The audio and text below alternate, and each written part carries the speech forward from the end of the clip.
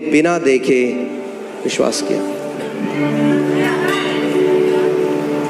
अगर आप बिना देखे विश्वास करते हैं तो परमेश्वर आपको धन्य कहता है, आप धन्य हैं। अगर आप परमेश्वर के वचन पर विश्वास कर सके बिना ज्ञानेंद्रियों के देखे तो आप धन्य हैं।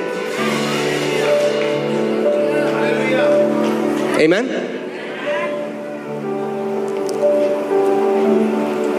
ठीक है, मैं आपको शिक्षा देना चाहता हूं आज।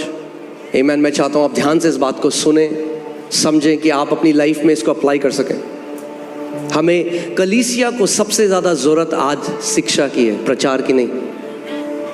प्रचार एक्साइटिंग है। कितने ऐसे मसीह हैं वो केवल एक्साइटेड हैं, संडे को उनसे ज़्यादा एक्साइटेड कोई नहीं है, मगर मंडे से सैटरडे कोई फल नहीं है जीवन में। क्या फ़ायदा है ऐसा एक्साइटमेंट का?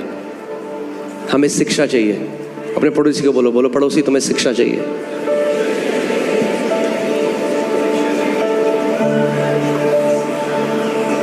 आमीन।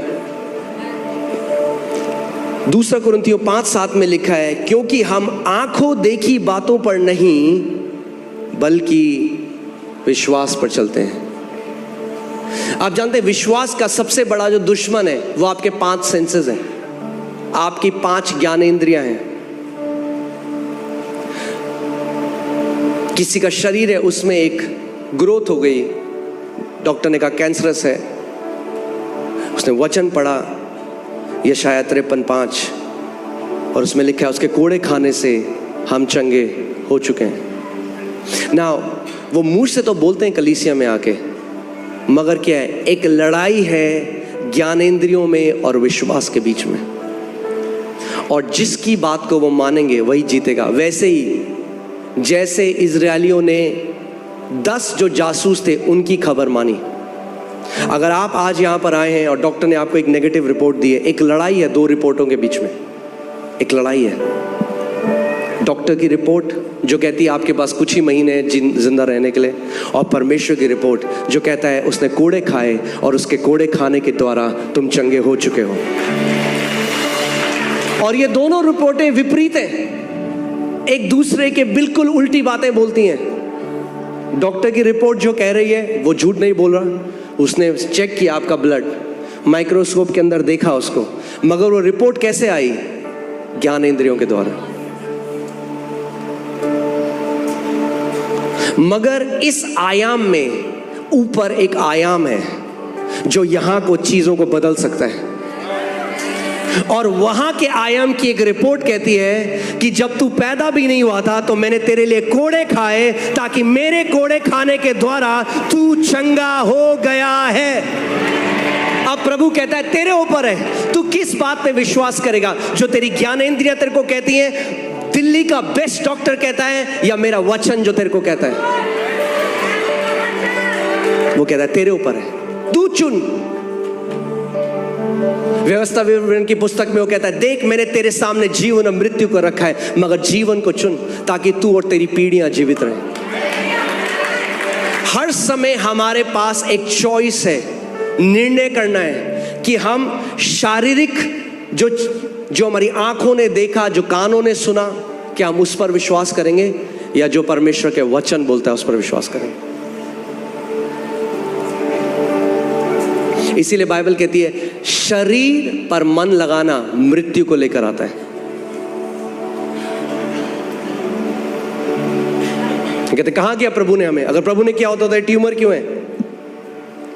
सो हम सत्य को कैसे आंक रहे हैं? अपनी ज्ञानेंद्रियों के द्वारा।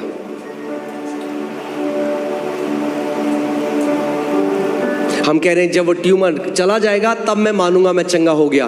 प्रभु कह रहा है तू मान, तू चंगा हो गया, वो ट्यूमर चला जाएगा। परमेश्वर के राज्य मसीह लोगों को विश्वास करना नहीं आता, ये दिक्कत है। इसीलिए गिड़गिड़ाते हैं, भीख मांगते हैं हमेशा। मगर जो वचन में लिखा है उसके साथ एक नहीं होते।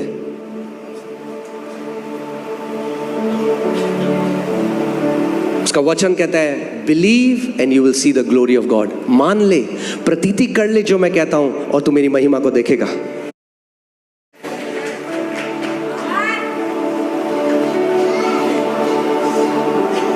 आमीन। बाइबल बताती है हेरोदेस राजा ने उससे कहा दिखा मुझे चमत्कार दिखा, मैंने तेरे बारे में बहुत सुना है, दिखा कुछ। बाइबल कहती है यीशु ने उसको बोला ही नहीं। कोई वो जो चमत्कार देखना चाहते हैं केवल, कई बारी प्रभु कुछ नहीं कहता, जो कहता प्रूव कर।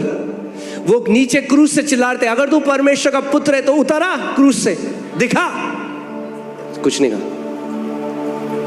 मगर वहीं पे एक चोर था उसके बगल में, उसके पास कोई शारीरिक प्रूफ नहीं था कि यह राजा है, मगर एक ज्ञानेंद्री के द्वारा उसने जान लिया कि जो क्रूस में मेरे बगल में है वो एक आम आदमी नहीं है, वो प्रभु है।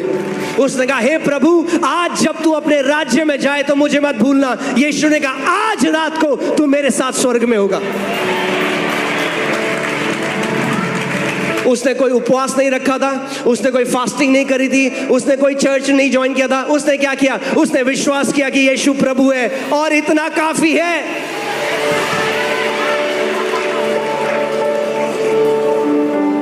यीशु ने कहा आज रात, आज रात